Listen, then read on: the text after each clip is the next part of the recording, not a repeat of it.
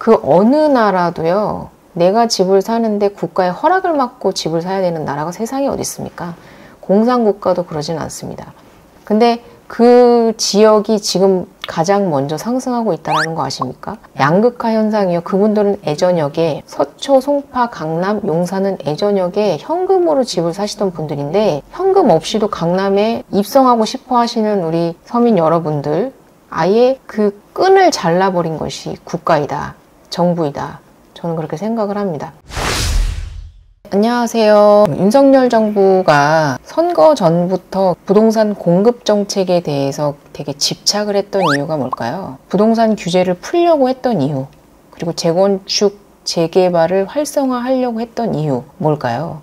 그리고 과연 그것이 이루어질 수 있을까요? 지금 여소야대 상황에서 재건축, 재개발, 활성화 가능할까요? 아파트 가격이 보통 이제 주택을 대표하는 것이 아파트이기 때문에 아파트로 말씀을 드리면, 아파트가 상승하는 요인을 수요 공급 측면에서 본다면 공급 부족으로 인한 상승과 그리고 수요 폭발로 인한 상승, 이 두 가지가 있을 수 있을 것 같은데, 현재는 수요 폭발로 인한 집값 상승을 기대하기는 어렵고 공급 부족으로 인한 집값 상승은 가능한 상황이다. 사실 정치적 영향도 있는 것이, 부동산은 정말 모든 사람에게 초유의 관심사이기 때문에, 사실 그리고 의식주 중에 주거를 가지고 있지 않은 분은 없습니다. 그것이 자가이던 자가가 아니던 간에 주거는 반드시 필요한 부분이기 때문에 상당히 국민들의 호감을 사거나 비호감을 살 수 있는 되게 매력적인 재료인 건 맞습니다. 우리나라 올해 경제 전망치를 IMF에서는 2.3%, 그리고 ADB라고 해서 아시아개발은행에서는 2.2%를 예상을 했고요. 한국은행에서는 올해 경제 성장률을 2.1%를 예상했습니다. 1%대 성장률이면요, 경기 침체 국면이다 라고 얘기를 하는데, 올해는 2%대의 경제 성장률이기 때문에 경기 침체까지는 아니더라도 경기 침체를 벗어난 정도다. 2020년 코로나 시기에 마이너스 경제 성장률을 기록한 이후에 2021년도에 상승을 크게 했다가 2023년도까지는 계속해서 경기 침체 경제 성장률을 보이다가 올해 반등을 했는데요. 어찌됐건 그렇게 고성장을 하는 국가는 아니다, 우리나라는. 폭발적인 경제 성장은 아니더라도 경제 성장을 할 것이다 라고 예측을 하는 이유가요, IT 산업입니다. 우리나라의 IT 산업 발전, 그리고 AI 호재, 그 중에서도 특히 반도체 산업의 호황 때문에 경제 성장률이 긍정적으로 예상된다, 이렇게 발표를 했거든요. 그러니까 우리나라 경제 성장률에 부동산이 미치는 영향에 대해서는 크게 고려를 하지 않았습니다. 저희가 개발도상국이면 예전에 뭐 전두환 대통령 시절 때는 부동산을 개발을 해서 뭐 도로를 만든다거나 뭐 여러 가지 국가적인 기반 시설을 만들거나 아파트 같은 거를 소위 말해 때려 지어서 경제를 성장시키는 게 가능한, 고성장이 가능한 시기였지만, 지금은 사실 그냥 대비하는 수준, 그러니까는 안 좋은 것을 좋게 만드는 정도의 수준이 부동산인 거지, 그걸로 뭔가 경제를 성장시킬 수 있는 성장 동력은 아니다. 근데 다만 그래도 내수시장 활성화에는 필요한 부분이다 라는 것은 사실 인정하지 않을 수 없는 부분이다 라고 생각을 합니다. 이게 외부적 요인에서 경제 성장률이 좋다고 해서 서민들이 먹고 살기 좋은 건 아니잖아요. 사실 뭐 미국도 지금 성장률이다, 뭐 고용률이다 상당히 좋다고는 하지만 5.5%의 이자율을 과연 감당해내고 있는 것인지 서민들이, 저는 사실 궁금하긴 합니다. 우리나라는 3.5%인데도 불구하고 되게 힘든 시기에 놓여 있는데, 물론 그렇다고 해서 연체율이 올라가거나 빚을 갚지 못하고 있는 건 아니지만, 만약에 이게 기준금리가 5.5%면 실질적으로 가상금리 포함해서 사실 거의 10%에 육박하는 그런 이자율을 보인다는 건데, 그런 이자율을 감당해낸다는 것이 참, 미국이 정말 서민들은 과연 괜찮은 것인가 라는 생각이 드는데, 어찌됐건 우리나라의 부동산을 위험 요소로 바라보지는 않고 있다. 다만 프로젝트 파이낸싱, 그러니까 부동산을 많이 짓기 위해서 내줬던 그 대출, 대규모 대출, 프로젝트 파이낸싱을 통한 대규모 대출이 위험 요소로 작용할 것이다 라고 바라보고 있거든요. 그리고 한국은행 총재도 부동산이 PF발 위기가 위험 요소가 있기는 하기 때문에 그 부분을 예의주시하겠다. 왜냐하면 금리가 너무 높으니까 그 프로젝트 파이낸싱을 통한 대출에 빚을 갚아야 되는데 부도가 날 수도 있다라는 위험이 있는 거거든요. 그래서 그게 너무 위험해지면 금리를 내릴 수도 있다라는 식으로 얘기를 했습니다. 근데 다만 그 부동산이 경제 성장률에 영향을 줄 것이냐에 대한 얘기는 없었거든요. 경기를 부양하고 성장시키는 거는 한국은행에서 할 일이 아니기 때문에 그냥 다만 인플레이션 물가 상승률만 잡으면 된다. 한국은행에서는요. 그거 하나만 목표로 가지고 있는데 다만 프로젝트 파이낸싱이 위험 요소로 작용을 한다고 하면 그때는 금리를 내리겠다. 이렇게 얘기를 했거든요. 그래서 여러모로 보나 부동산이 우리나라 경기를 외부적 요인으로 부양책은 아니다라고 전반적으로 바라보는 것 같습니다. 우리나라에서도 외부에서도. 근데 왜 정부에서는 재건축, 재개발을 통해서 부동산을 계속 활성화하려고 하는 걸까요? 실질적으로도 지금 객관적인 지표로 공급 물량이 부족한 것도 사실이고요. 그리고 단순히 부동산은 부족하냐 부족하지 않냐의 문제뿐만 아니라 되게 국민들에게 상당히 관심 요소이거든요. 그래서 국민들의 호감을 사기에 상당히 좋은 요소이기 때문에 그렇기도 하다 저는 생각을 합니다. GTX 같은 그런 교통 호재를 발표하는 것도 교통 호재가 많아지면 많아질수록 제 생각에는 도심지로의 집중화가 더 강해질 거라고 생각을 하거든요. 그럼에도 불구하고 그러니까 도심지의 공급이 부족한데 재개발, 재건축을 하지 않고서는 지금 공급할 수 있는 공간이 없음에도 불구하고 왜 계속해서 교통 호재를 발표하느냐? 이것은 단순히 공급 부족의 문제로만 바라볼 수 있는 문제는 아니고 사실 국민들의 호감 사기용의 부분도 저는 충분히 있다라고 판단을 합니다.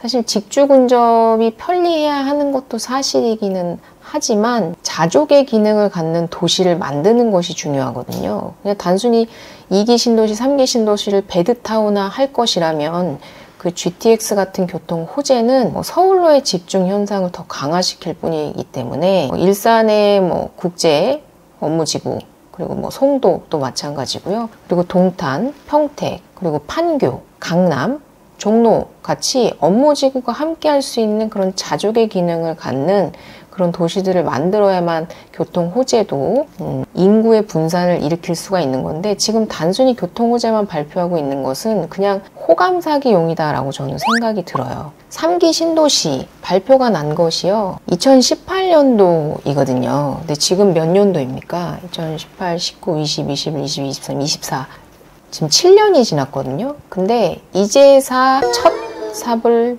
떴습니다. 인천 계양지구가 그곳인데요. 7년이 지난 이제서야 그때 문재인 정권 때 3기 신도시로 공급을 200만 원 공급하겠다 라고 한 지 7년이 지났습니다. 그때 4년 만에 공급할 수 있다고 했거든요.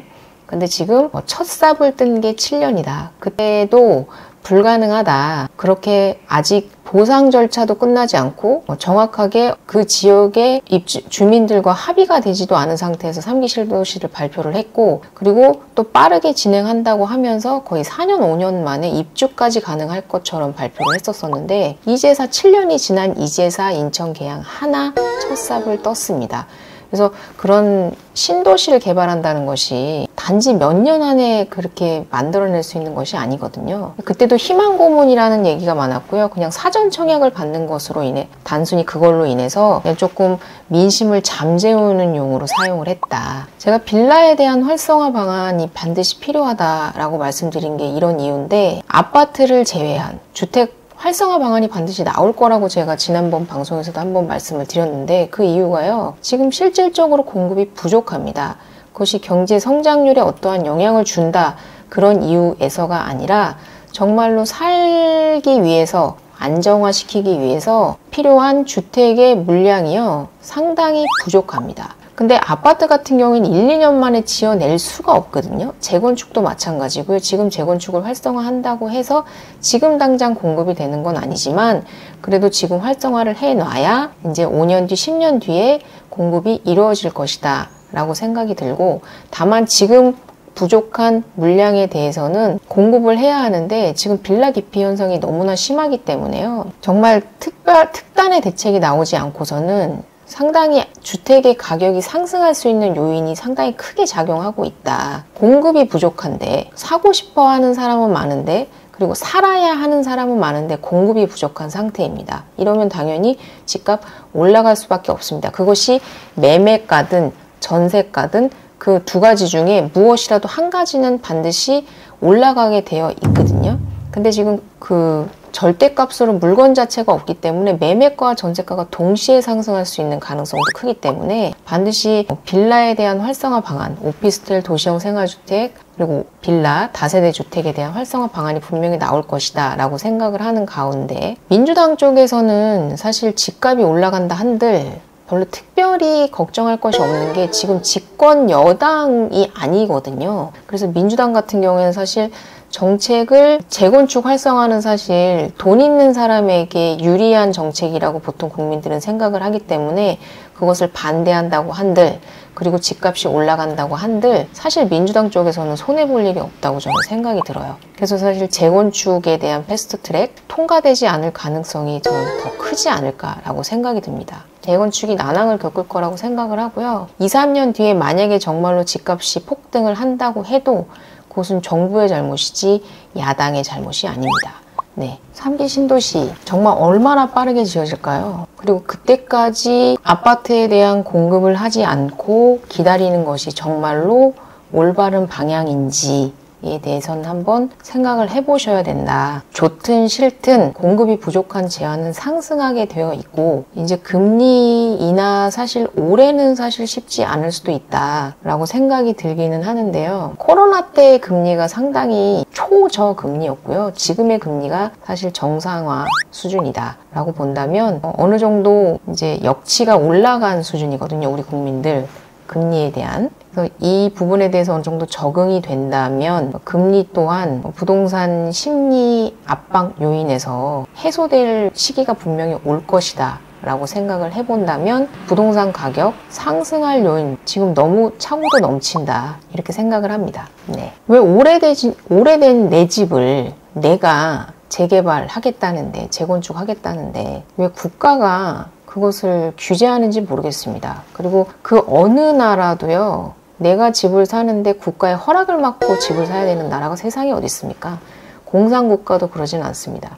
토허제 그거 있잖아요. 토지거래 허가구역. 그러니까 내가 집을 살 때 국가에다가 허락을 맡아야 돼요. 그런 나라가 세상에 어디 있습니까? 근데 그 지역이 지금 가장 먼저 상승하고 있다는 거 아십니까? 양극화 현상이요. 그분들은 예전역에 서초, 송파, 강남, 용산은 예전역에 현금으로 집을 사시던 분들인데 현금 없이도 강남에 입성하고 싶어 하시는 우리 서민 여러분들 아예 그 끈을 잘라버린 것이 국가이다. 정부이다. 저는 그렇게 생각을 합니다. 그래서 완전 양극화 현상을 더 강력하게 강화시키는 방향으로 나아가고 있다. 규제는 하면 할수록요. 서민들에게 더 안 좋은 방향으로 서민들을 더 고통스럽게 만드는 것이다. 이렇게 말씀을 드리면서 방송 마치도록 하겠습니다. 좋은 주말 되시고요. 다음 영상에서 또 찾아뵙도록 하겠습니다. 도움이 되셨다면 좋아요와 구독을 부탁드리겠습니다. 감사합니다.